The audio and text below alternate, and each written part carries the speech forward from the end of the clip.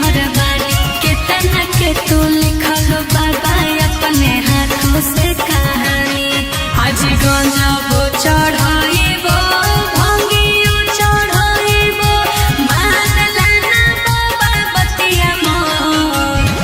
पहिदल हम आइबो बाबा दोनों हाथ जोड़ दिहा दुल्हा बेजोड़।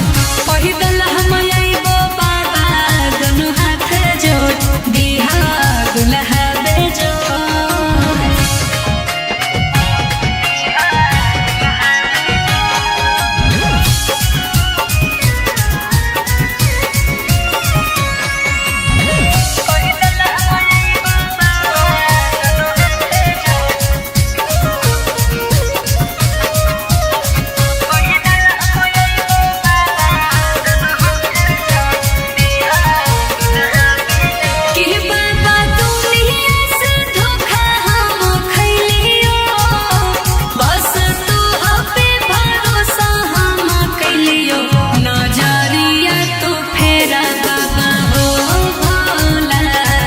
नजरिया तो फेरा बाबा अरे तोहरे प्रयास कलियो तोहरे विश्वास अरे सब दिलियो तोहरे ऊपर छोड़।